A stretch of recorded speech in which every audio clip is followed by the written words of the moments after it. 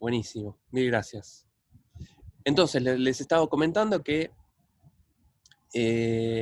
haciendo un resumen de lo que vimos en las últimas semanas, arrancando con el modelo de quarks, uno puede dar una explicación a por qué los hadrones están conformados como están, en grupos, partiendo de una simetría de su 3 de color, en grupos de 3 quarks para los bariones y quark y antiquark para los mesones. Y habíamos visto que si uno considera, por ejemplo, en el protón, que es un hadrón que está conformado por 2 quark U y un D, y siendo que las masas del quark U y el D son del orden del megaelectronvolt, y que la masa del protón es cerca de un gigaelectronvolt, entonces las masas de los constituyentes, que son los quarks del protón, son despreciables frente a la masa total del protón. Entonces eso es una indicación de que los quarks ligados dentro de un hadrón son ultrarrelativistas. O sea, tiene una energía cinética que es mucho mayor que la energía vinculada a su masa. Entonces, uno necesariamente tiene que dar una descripción relativista de un problema que también es cuántico. ¿Sí? No obstante, para todo lo que tiene que ver con propiedades que son estáticas, con una cuestión contable de cuáles son las características de las partículas conocidas en base a su spin, isospin, carga, extrañeza y demás, el modelo de quarks funcionaba bastante bien, simplemente con tener una simetría de SU3 de sabor y SU2 de spin. ¿Sí? Pero que si uno quiere más detalle para tratar de entender por qué los quarks están ligados de la manera en que lo están dentro de un hadrón, el modelo de quarks no dice nada. Lo único que dice es que si junto esos 3 quarks, si junto 3 quarks de un pool de una base, uno puede generar un montón de estados, cada uno de esos estados con un conjunto de números cuánticos particular, que se condice con las partículas que uno observa experimentalmente. Pero no nos dice nada sobre por qué los quarks se juntan, cómo es que se unen, cuál es la dinámica que hace que los quarks se atraigan entre sí. Entonces, todo eso nos lleva a pensar que necesitamos un formalismo relativista y cuántico que nos permita describir entonces cómo es que interactúan las partículas con carga eléctrica, o sea, el electromagnetismo, las partículas con carga de color, es una interacción fuerte, y las partículas que interactúan vía la interacción débil, que vamos a ver más adelante.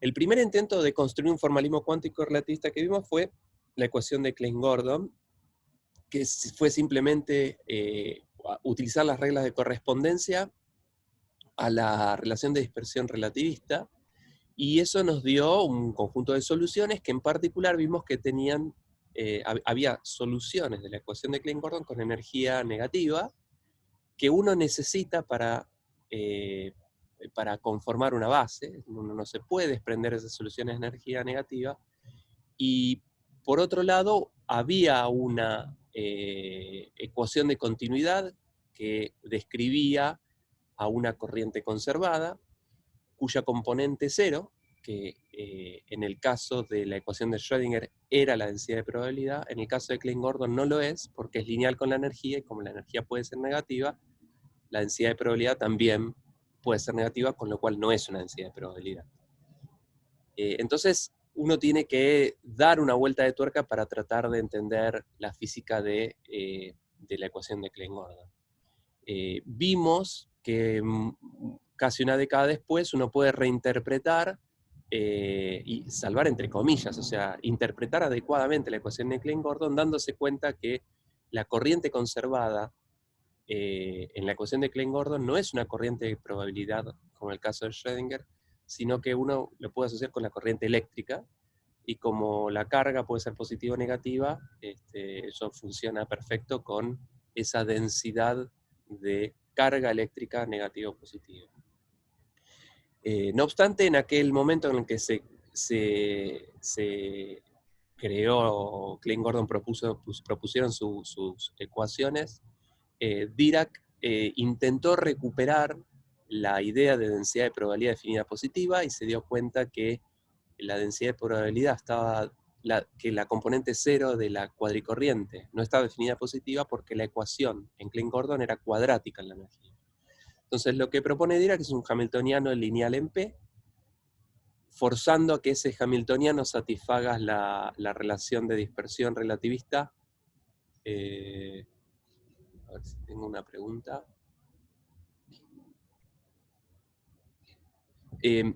Forzando a que el hamiltoniano de Dirac satisfaga la relación de dispersión relativista, uno llega a la ecuación de Dirac.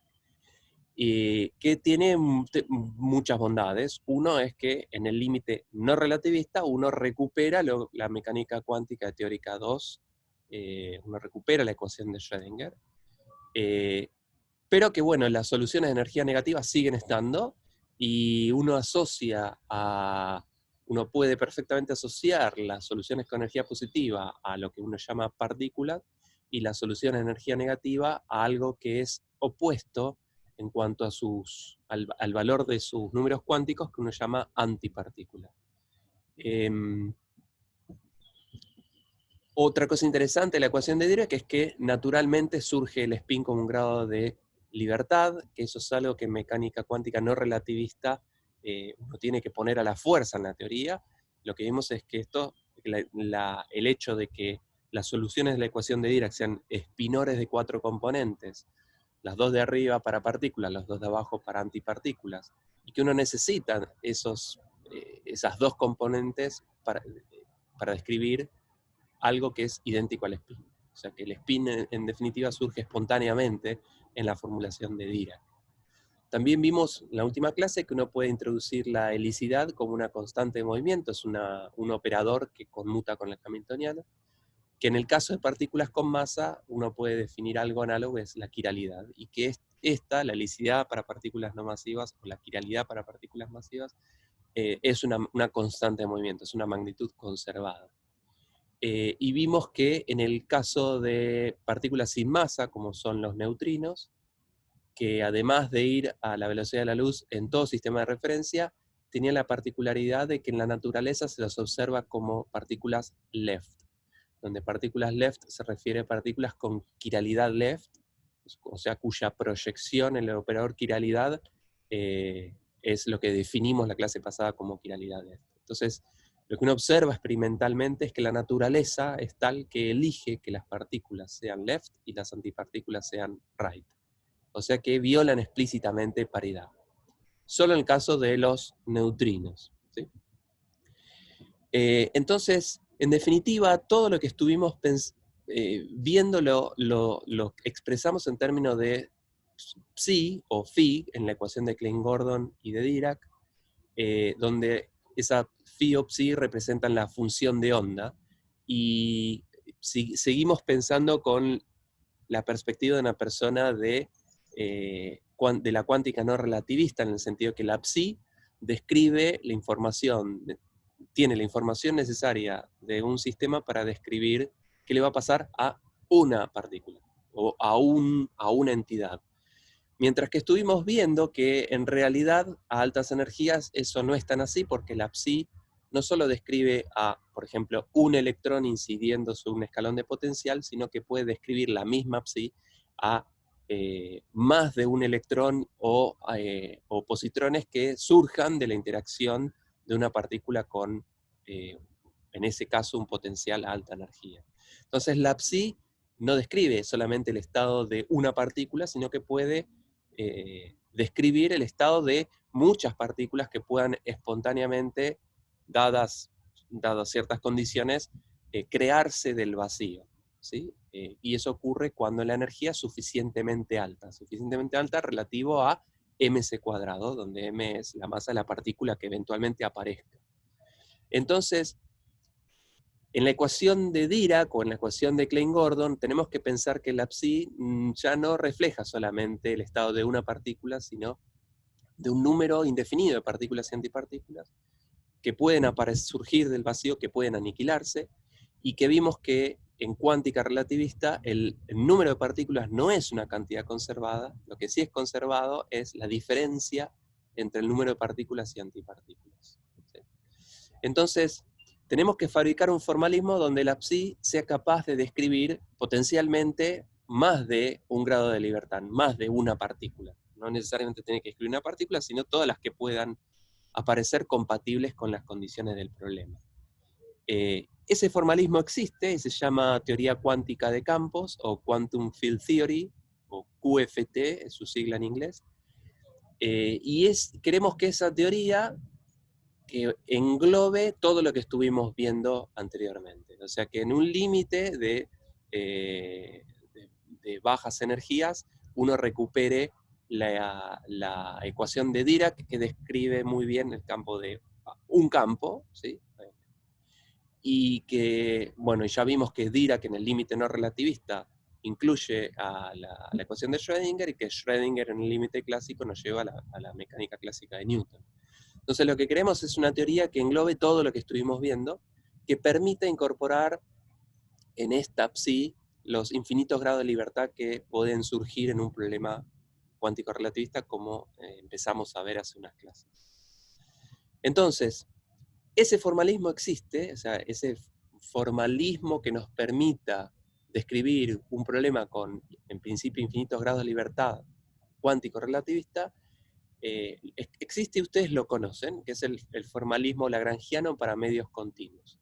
Entonces, en los próximos slides voy a repasar las cosas que nos interesan para llevar agua para nuestro molino, de construir este formalismo que acabo de describir.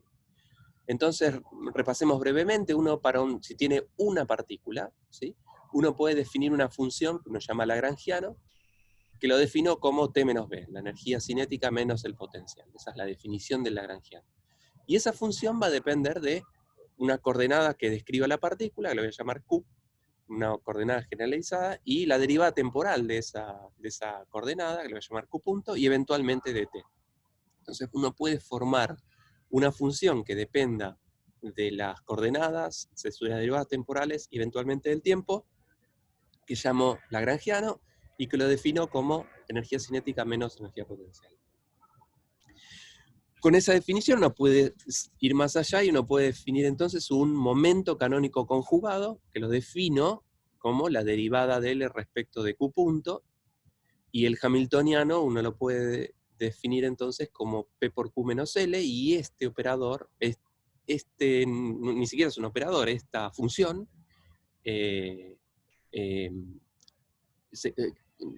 describe la energía del sistema, ¿sí? Y este es un tratamiento, el enfoque que le estoy dando acá es mecánica clásica, es una cosa de 300 años para atrás. Estas variables Q y P no necesitan ser posición-impulso, pueden ser cualquier par de variables canónicas relacionadas vía el corchete de Poisson. Recuerden que el corchete de Poisson, mecánica clásica, uno lo definía, y acá en este slide, lo defino como la derivada de Q la derivada de Q respecto de P por la derivada de P respecto de Q menos las derivadas cruzadas de las dos funciones que pongo acá. Entonces, estas variables Q y P, o sea, una variable canónica y su conjugada, son variables que deben satisfacer esta relación de que los corchetes de Poisson valgan 1.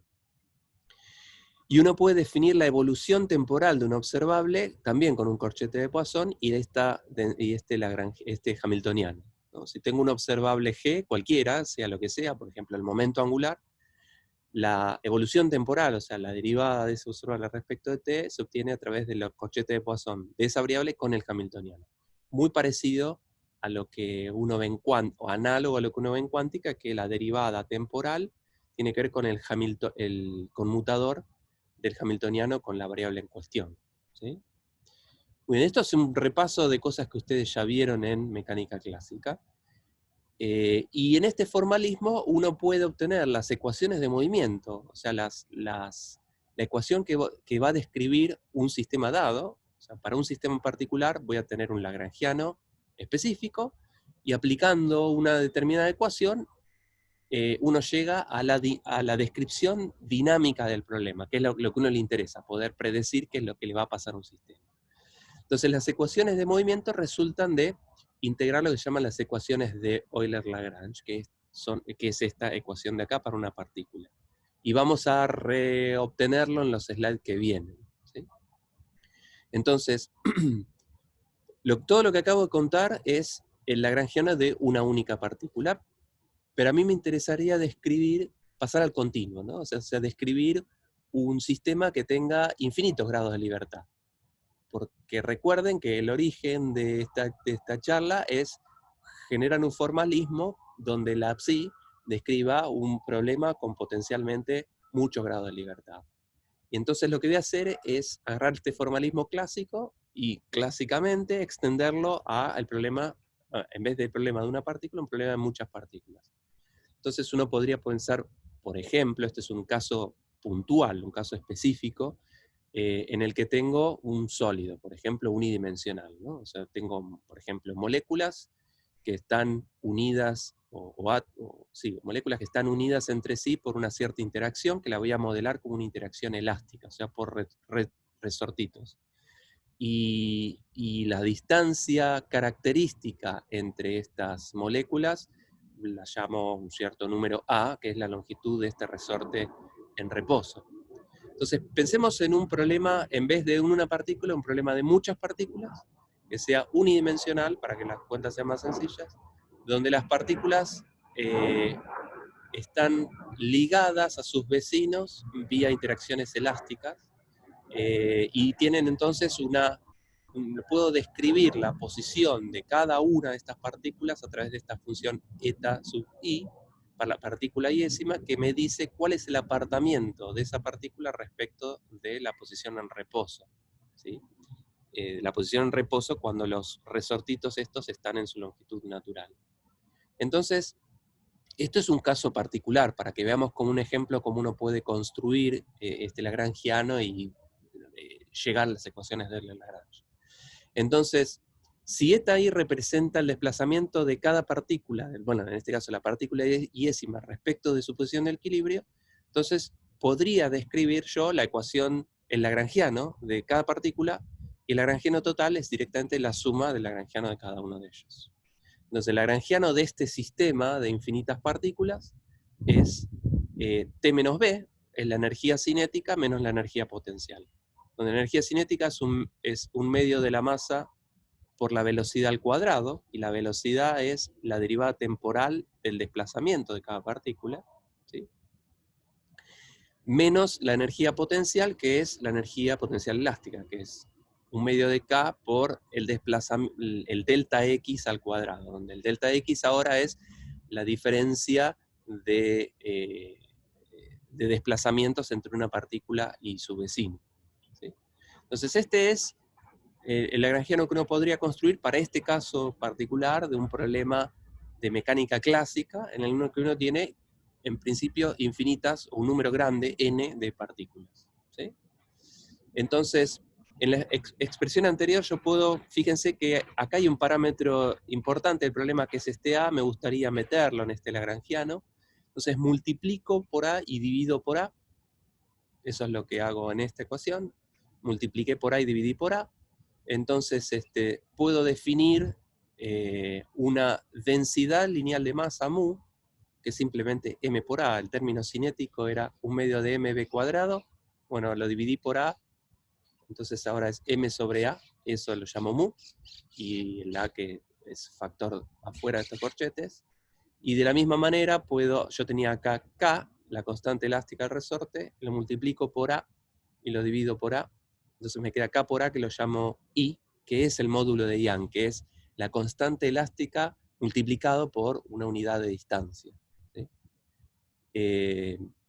Entonces nada, lo único que hice fue simplemente introducir de manera sugestiva un parámetro que describe el problema. ¿Por qué? Porque cuando yo quiera pasar al continuo, si yo quiero ir de este discreto a un continuo donde yo no distingo una partícula de la que viene de manera discreta, sino que es una sucesión continua de partículas, en ese caso, en el continuo, esta distancia A debería tender a cero, de modo tal que las partículas están una al lado de la otra, ¿sí? Entonces, en ese caso, pasar al continuo significa tomar el límite cuando A tiende a un diferencial de X, ¿no?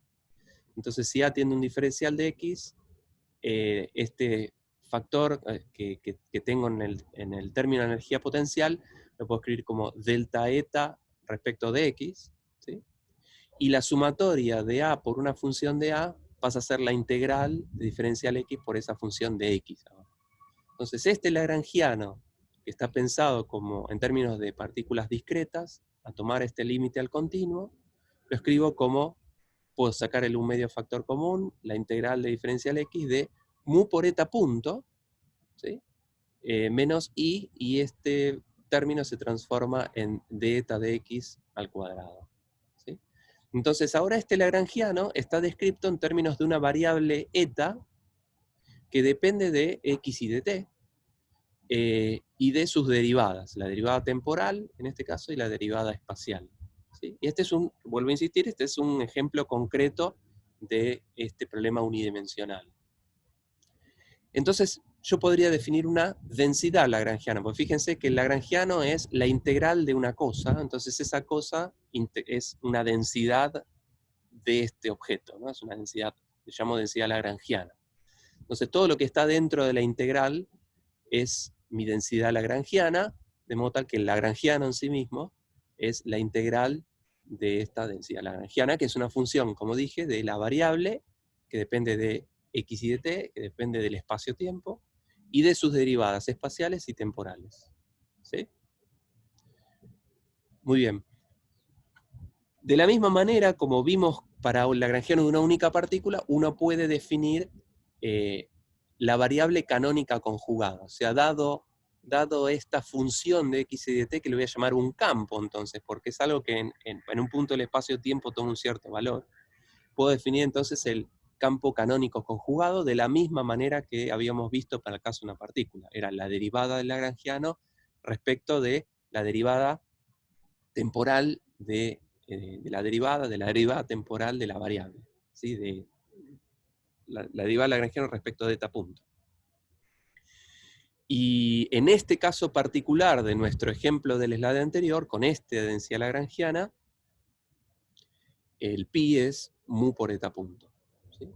Y de la misma manera uno puede definir una densidad lagrangiana de manera análoga a lo que vimos en los slides anteriores para una partícula de mecánica clásica. Lo mismo acá, el hamiltoniano entonces es pi por eta punto menos el lagrangiano, ¿sí? ¿Estamos hasta acá? Esto es simple repaso de cosas que ustedes ya vieron en mecánica clásica. El siguiente paso para obtener las ecuaciones de Euler-Lagrange era aplicar un principio de mínima acción, que a mi modo de ver es en lo único que cree un físico. Entonces, uno define algo que llama la acción, que es la integral en el tiempo de la densidad lagrangiana, ¿sí? Esto es una definición. Y lo que uno dice es que la naturaleza respeta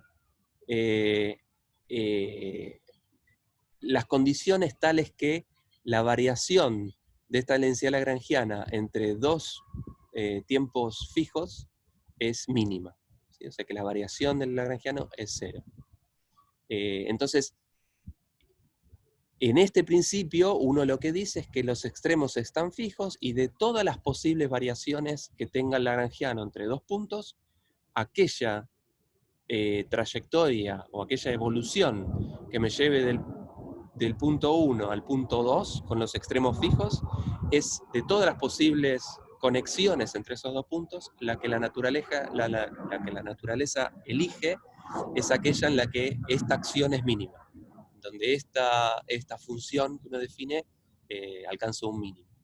Entonces, hacer una variación de esta densidad lagrangiana es variar el lagrangiano respecto de cada una de sus componentes.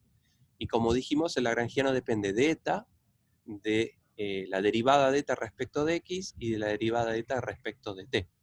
Entonces, hacer una variación de este lagrangiano es variar el lagrangiano respecto de una componente por la variación de esa componente, y así sucesivamente con los tres objetos de los cuales depende la densidad lagrangiana. ¿Se entiende esto que acabo de decir? Entonces, fíjense que acá tengo dos términos, este segundo término y este tercer término dentro de este integral que me gustaría cambiar, ¿sí? Entonces, concentrémonos, por ejemplo, en este término, la derivada de L respecto de la derivada de eta respecto de x por delta, por la variación de esta variable, del delta eta respecto de x, que lo escribí nuevamente acá. Entonces miro este término. Y este término lo puedo integrar por partes, ¿no? Entonces llamo a este objeto, lo llamo U, y este bicho, delta eta de x, lo llamo B', ¿no? Es, en efecto, delta x. Entonces si esto lo llamo B', esto integrado por partes es U por B, o sea, este bicho de acá, por eta directamente, ¿sí? Delta eta, evaluado en los extremos, ya no tengo que integrar más nada, menos, y ahora invierto la derivada, ¿no? Entonces es la derivada del primero por el segundo sin derivar. Entonces, este bicho de acá es 0, porque lo que dijimos es, porque esto es una cierta entidad por delta eta evaluado en los extremos. Y el principio de mínima acción nos está diciendo que en los extremos eta no cambia, que la acción es a extremos fijos, todas las posibles evoluciones de ir del punto 1 al punto 2, donde la variación en los extremos es nula. Entonces, como delta eta en x1 y delta eta en x2 es 0, por la definición de este principio variacional, este término es 0. Entonces, este segundo término que tenía en la integral del slide anterior, que ahora vamos a volver a ver, lo puedo reemplazar por este bicho de acá. ¿Sí? Entonces, y lo mismo para el otro término, vuelvo a insistir, este término de acá lo voy a reemplazar por lo que vimos recién, y este término de acá es análogo, la única diferencia es que en vez de tomar la derivada respecto de x, tomo la derivada respecto de t, que es una coordenada más. Entonces puedo hacer exactamente el mismo truquito con este integral. Entonces, si vuelvo a reescribir la acción reemplazando este término por este y este término por el análogo, llego a esta expresión de acá, ¿sí? Donde fíjense que me aparece delta eta en todos los términos, ¿no? Me aparece delta eta en el segundo término, me aparece delta eta en el tercer término, y también me aparecía delta eta, simplemente por construcción, en el primer término. Entonces puedo sacar factor común este delta eta, y entonces tengo la integral de este bicho, de todo lo que está entre corchetes, por delta eta igual a 0. ¿Sí? Ahora, este delta eta es arbitrario, porque estas son todas las posibles variaciones que yo puedo hacer en el medio. Entonces, ese delta eta es arbitrario, como yo cambie ese campo. Entonces, para que esto dé 0 con delta eta arbitrario, lo que tiene que ser 0 es lo que está dentro del integrando. ¿Sí? A ver, una pregunta. No entendí por qué apareció la integral en X. Ahora lo vemos. ¿Y por qué es una densidad lagrangiana y no lagrangiana? Muy bien. Entonces, ¿de dónde surgió la integral en X? Buena pregunta. Porque esta variación es una variación respecto de todos los parámetros del problema, de eta y de las cosas de las cuales dependa eta, que en este caso son el tiempo, entonces se integra en el tiempo, pero también en particular de la posición. ¿Sí? O sea, esta es una variación en el espacio-tiempo, en x y en t. ¿Y por qué lo llamo densidad lagrangiana? Porque, a ver, perdón, que estoy buscando donde tengo escrito.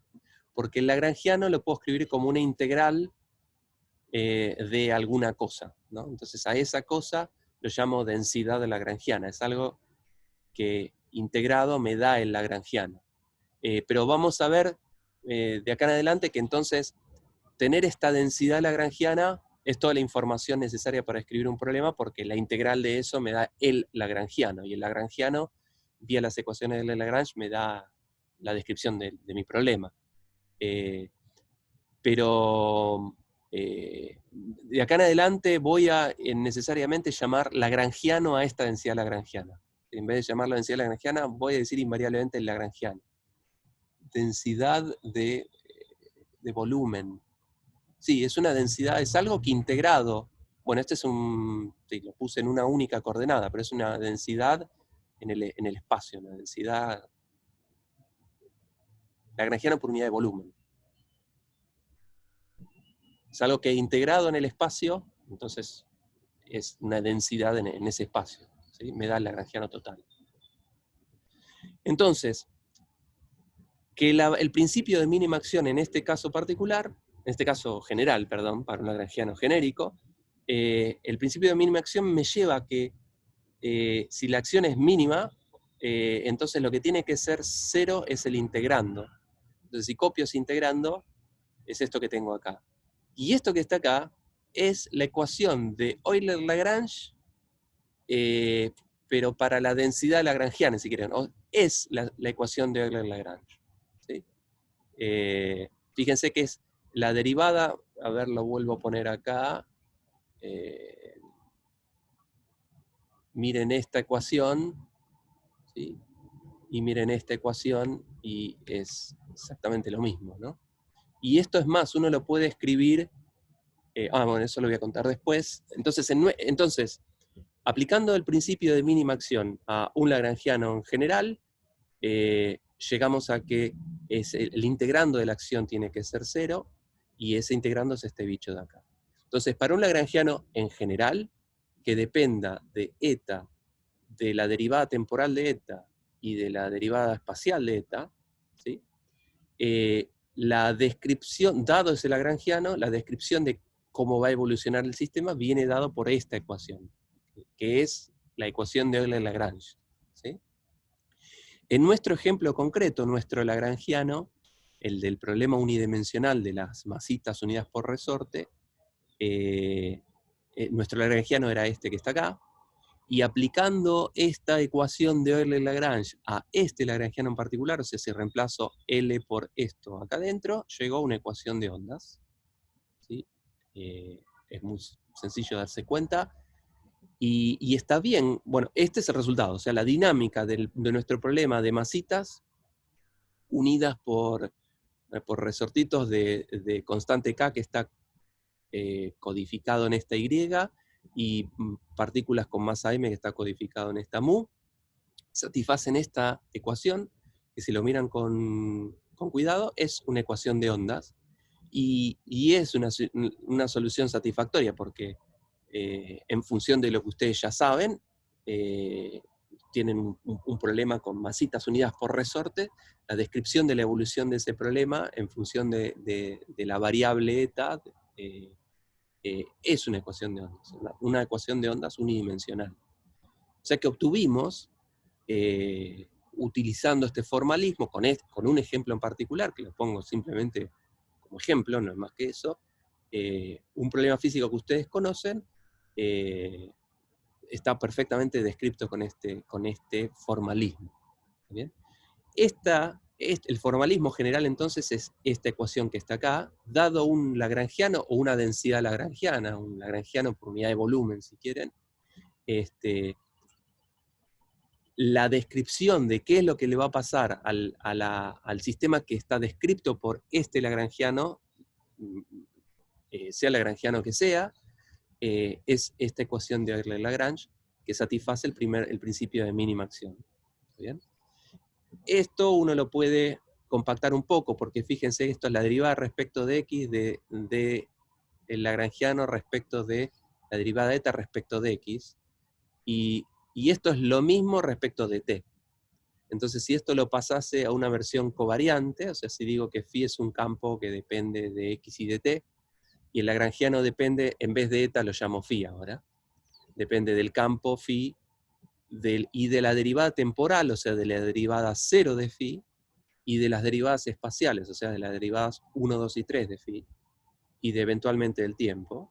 Entonces, esta es una manera de describir el lagrangiano que dependa del espacio-tiempo y de la variable en sí.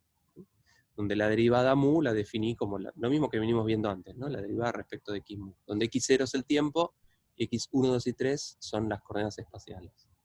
Entonces, esta ecuación de Euler-Lagrange, fíjense que estos dos términos son análogos, entonces es la derivada mu, entonces voy a incluir a la derivada respecto de x y a la derivada respecto de t, de la derivada de L respecto de mu phi, porque de mu phi es la derivada respecto de x y la derivada respecto de t, ¿sí? Menos la derivada de L respecto de phi igual a 0.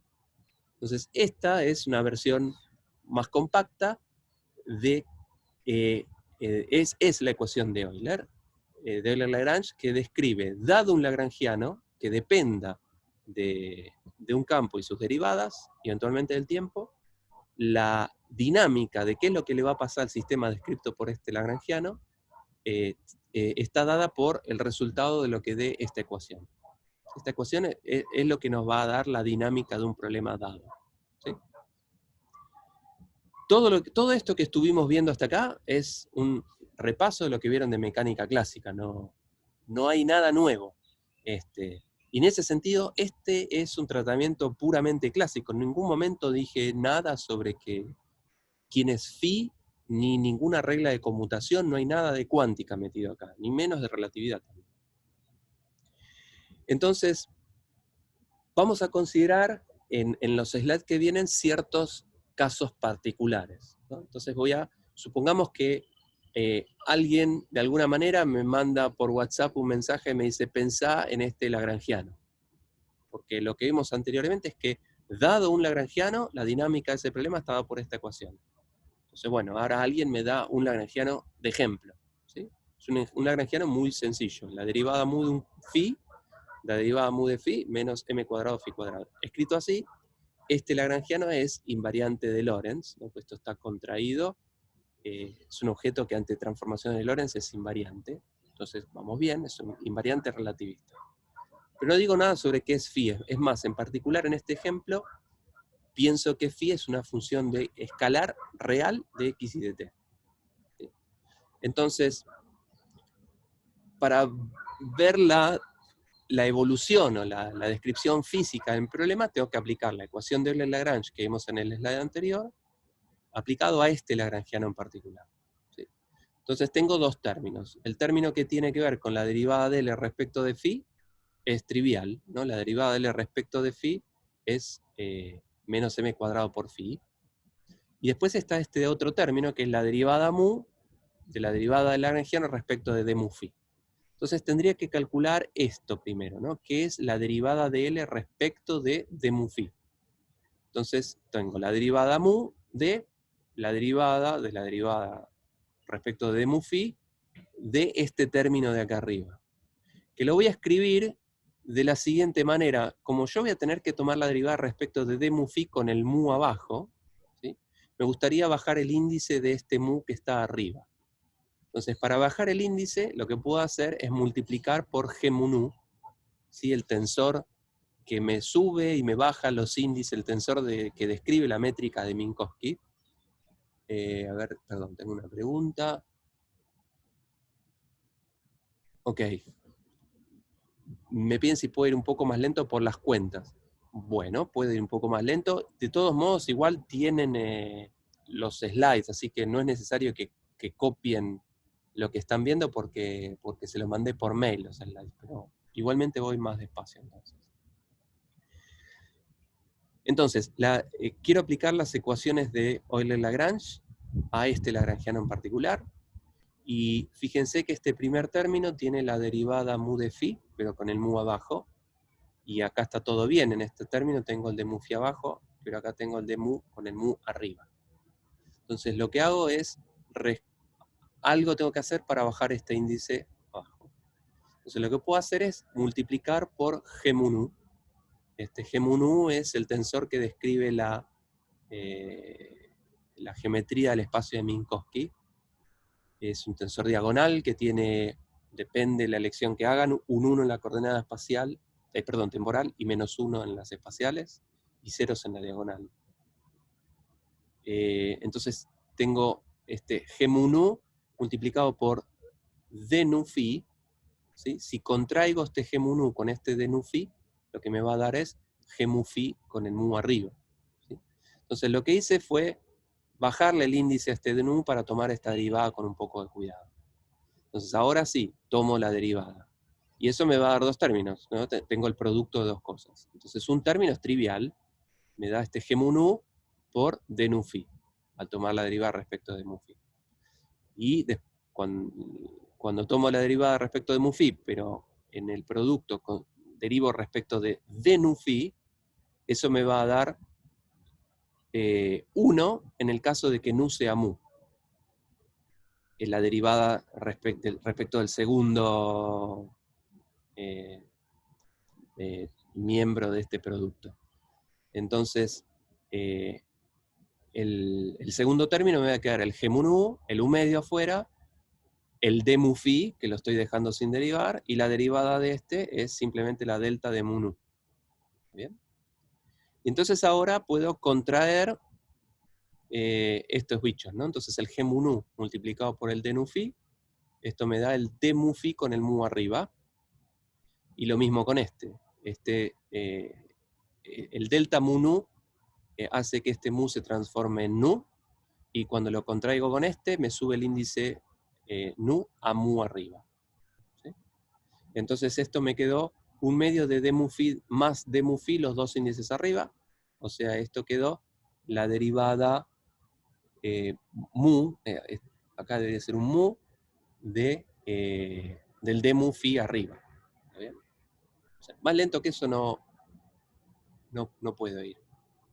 Entonces, este primer término, si ustedes lo calculan explícitamente para este lagrangiano, fíjense que tienen que tener cuidado con si los índices están arriba o abajo cuando toman derivadas. Entonces este primer término es simplemente d mu phi, y el otro término habíamos visto que es menos m cuadrado phi. Entonces esta ecuación se transforma en d mu phi menos m phi cuadrado, menos m cuadrado phi igual a 0. ¿No? Y recuerden que d mu phi es el D'Alembertiano de phi. ¿Sí? D mu habíamos definido como el D'Alembertiano, ¿sí? Este simbolito de acá. Y entonces llegué a esta ecuación. O sea, la dinámica del problema descrito por este lagrangiano está dada por las phies que satisfagan esta ecuación de acá. Y esta ecuación de acá ustedes la conocen, es la ecuación de Klein-Gordon. ¿Sí?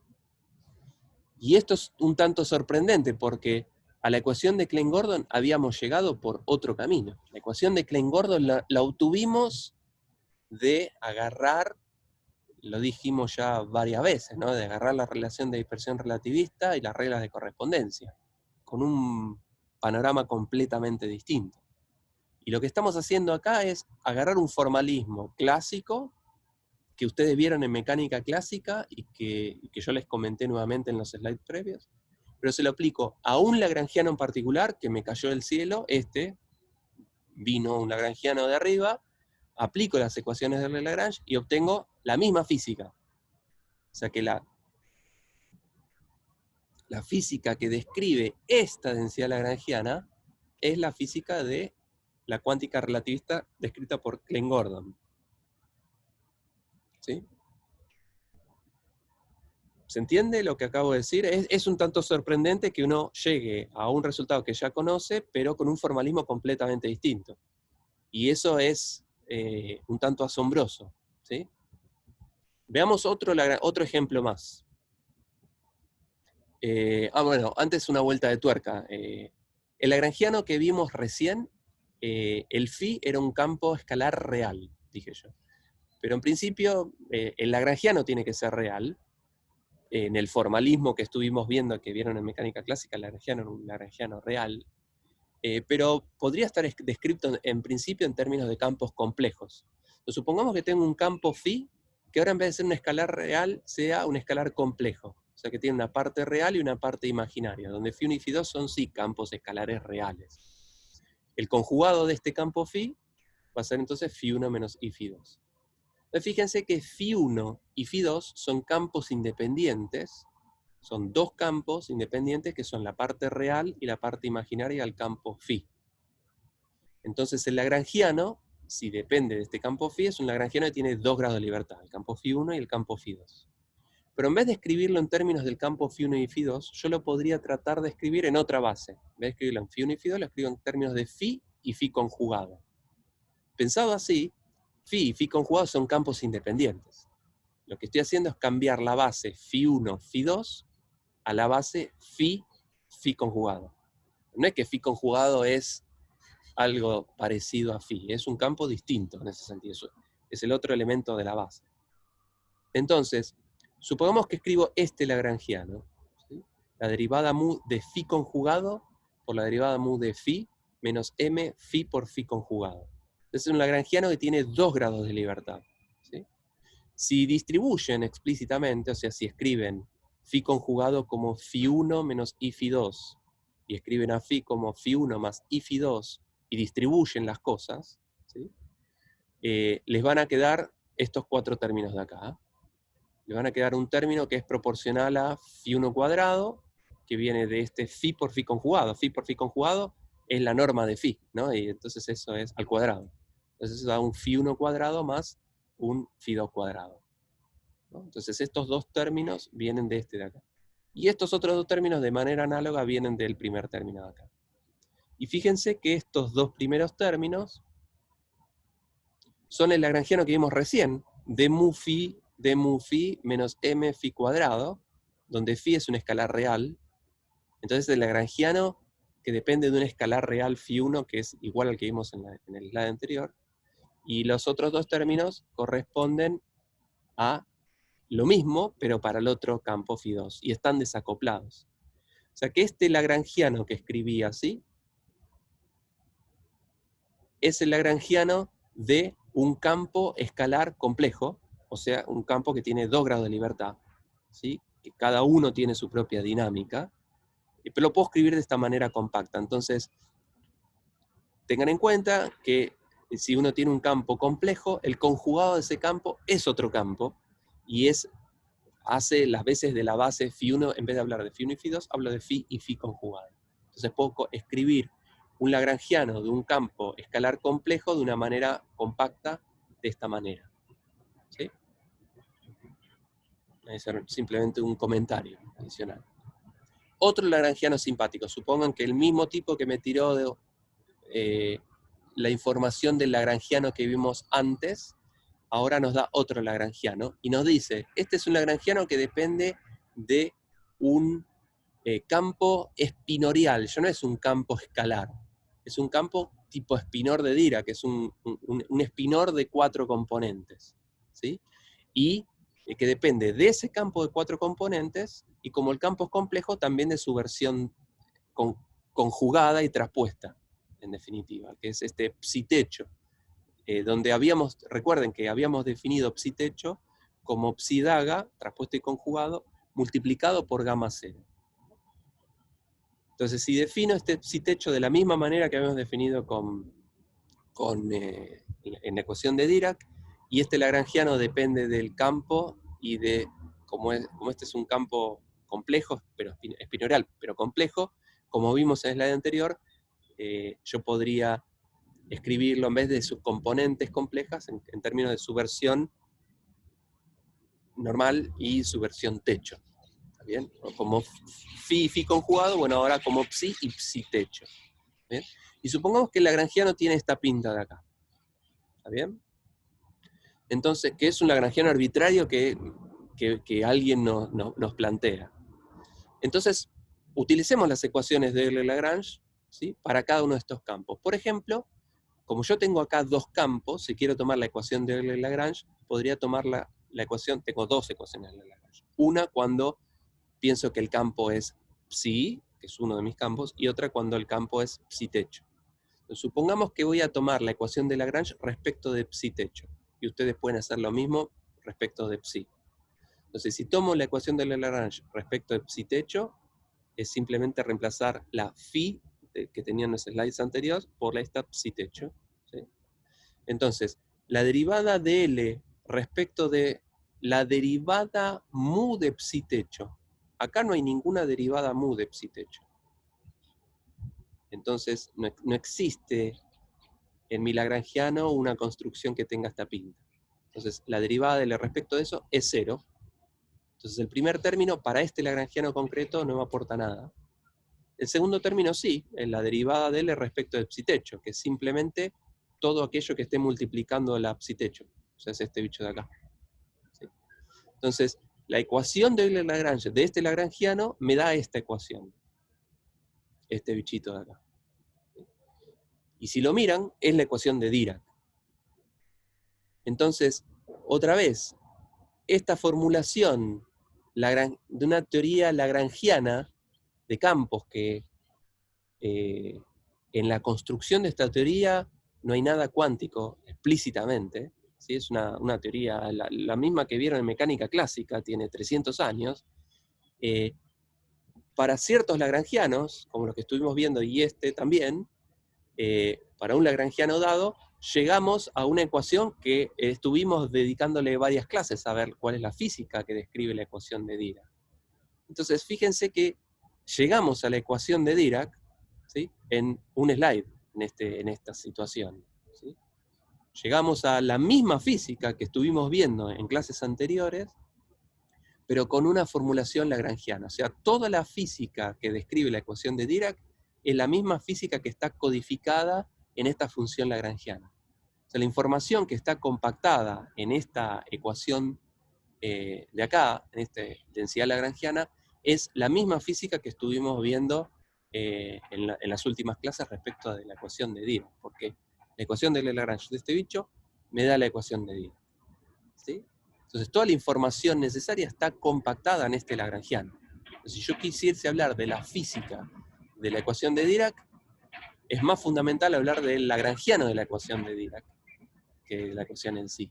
Entonces toda la física está codificada directamente en este lagrangiano. Entonces a este le voy a llamar el lagrangiano de Dirac en particular. Y a este bicho de acá lo voy a llamar el lagrangiano de Klein-Gordon, porque las ecuaciones de Euler-Lagrange de estos dos lagrangianos me dan las cosas que nosotros obtuvimos por otro mecanismo completamente distinto. ¿Se entiende?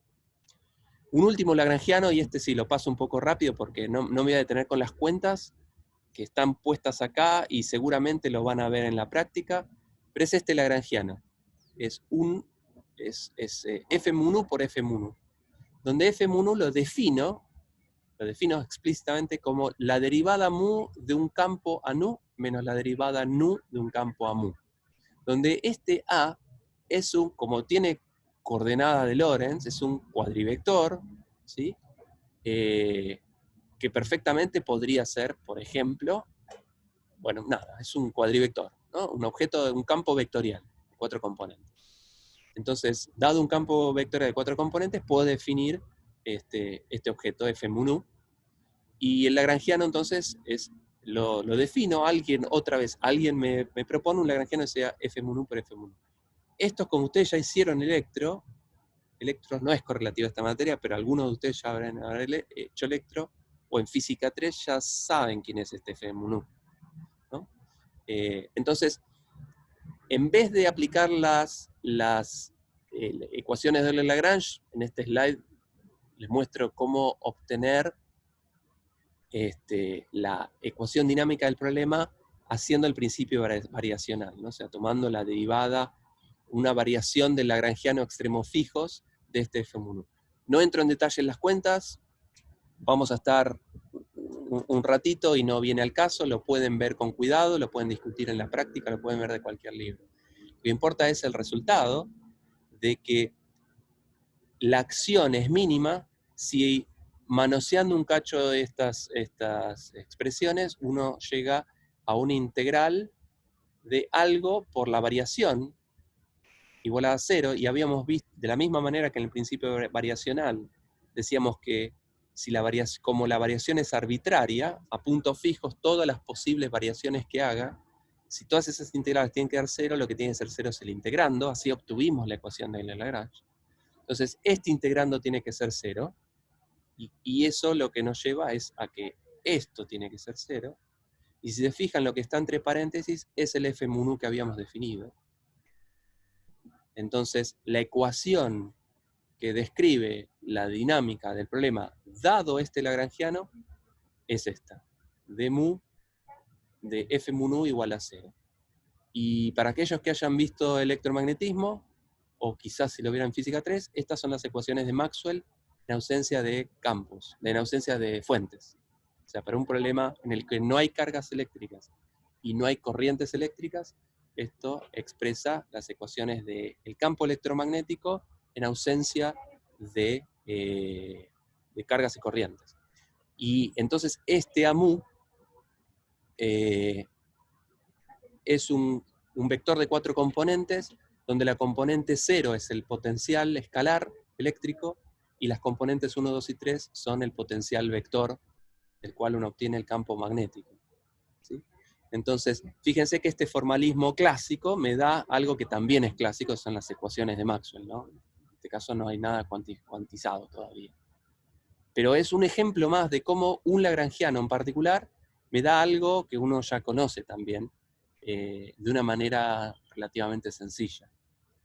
Entonces, si lo piensan, les acabo de mostrar 3 lagrangianos que cayeron del cielo, pero que aplicados, puestos en esta máquina de hacer chorizos, que es aplicar la ecuación de Lagrange a este lagrangiano, me da una cierta física que identifico con cosas que nosotros ya vimos, con el electromagnetismo en este caso, o con la ecuación de Dirac y la ecuación de Klein-Gordon.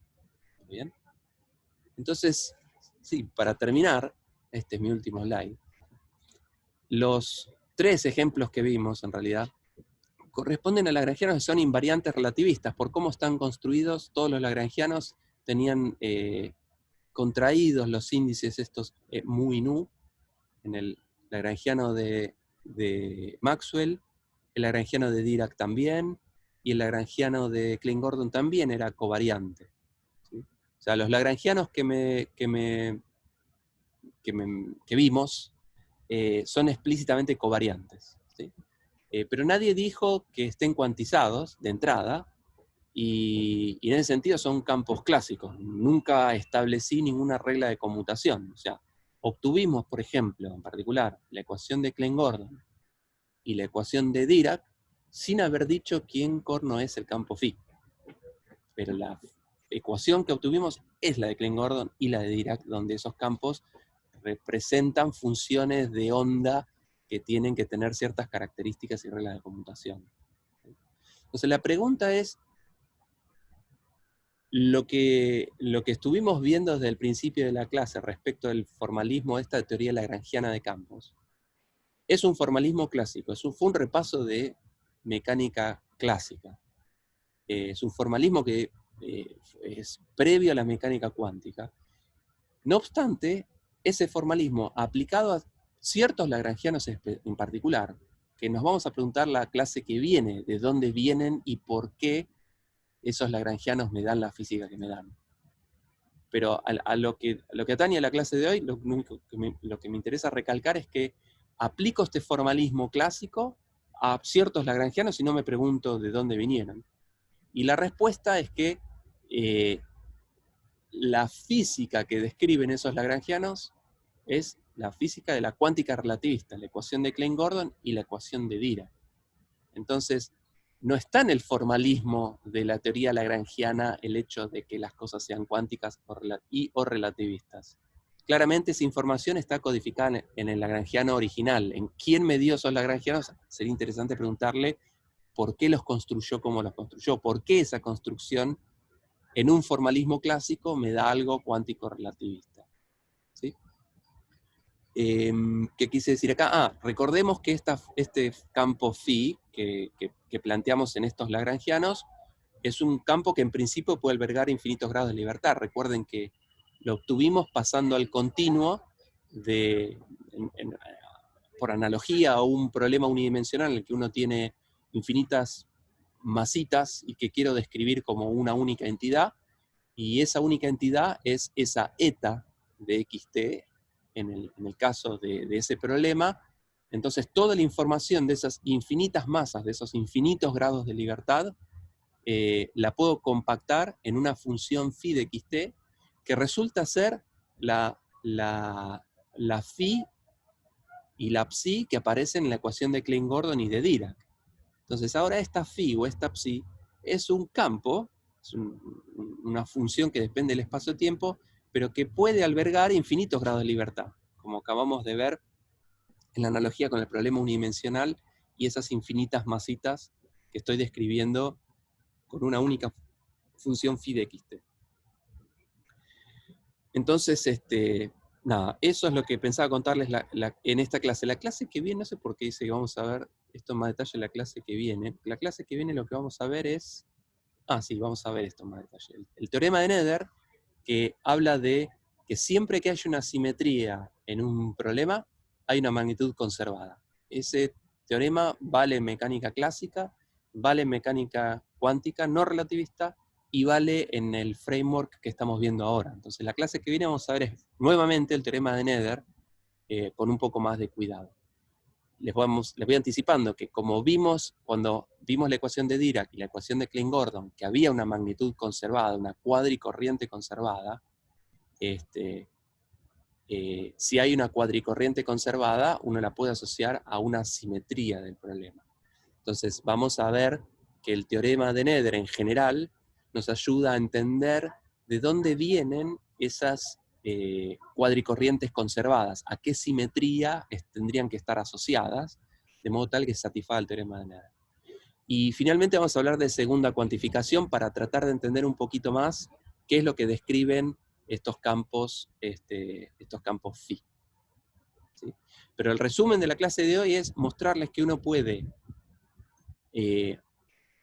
reflotar un formalismo que es completamente clásico, que ustedes ya vieron de mecánica clásica, que la bondad que tiene es que permite describir a través de una densidad lagrangiana, es una función que uno construye, dadas ciertas coordenadas y las propiedades de un sistema en particular, uno llega a un lagrangiano específico.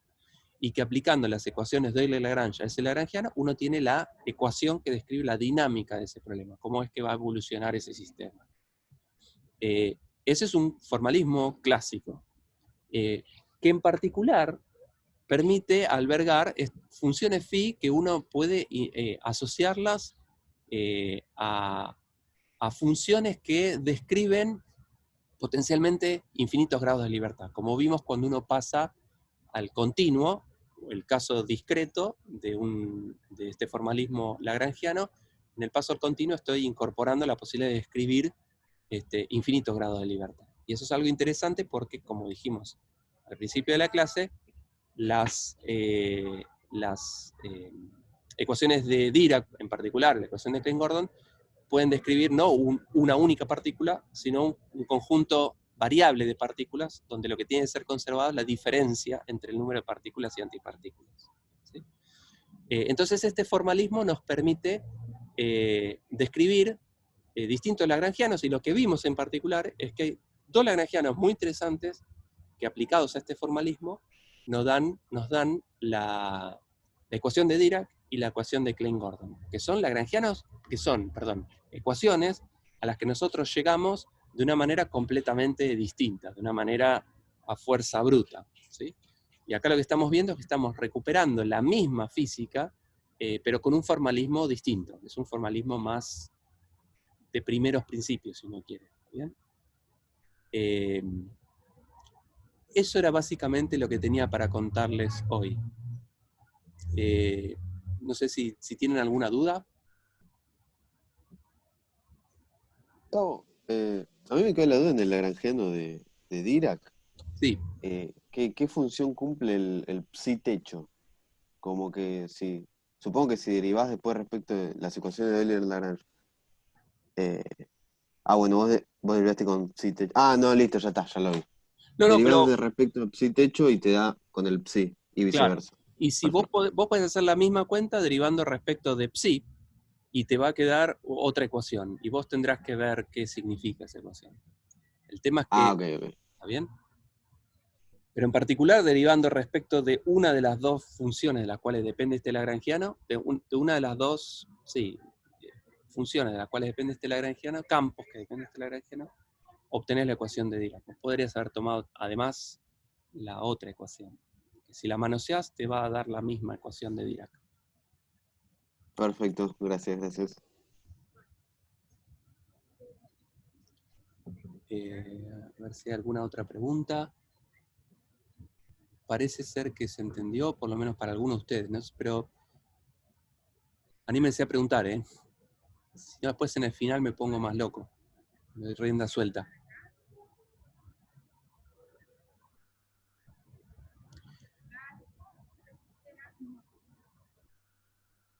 Muy bien. Entonces, si no hay más dudas, recuerden La vez que viene vamos a ver entonces el teorema de Nether, lo vamos a rever, pero en este contexto, y vamos a hablar de segunda cuantificación, que no sé si es algo que vieron en Teórica 2, pero bueno, acá lo vamos a ver en este contexto. A ver, alguna pregunta. Con este método se obtienen las ecuaciones de Proca. Me mataste, no sé cuáles eran las ecuaciones de Proca. Proca se refiere a cuando tenés el campo de spin 1 pero masivo. Básicamente se pueden obtener poniendo un término de masa en el lagrangiano. El lagrangiano de Maxwell, si le agregas un término de masa, obtenés las ecuaciones de Proca. Sí, es verdad, es verdad.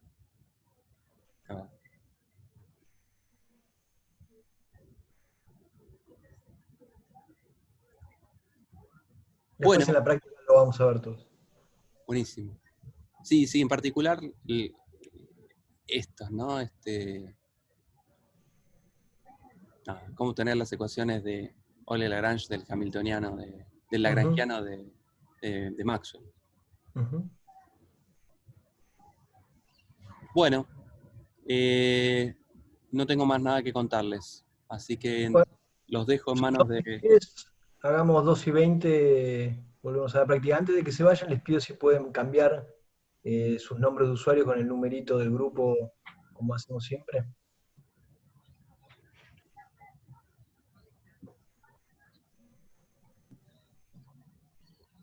Buenísimo. Bueno, nos vemos, Gustavo. Nos vemos. Adiós, chau, chau.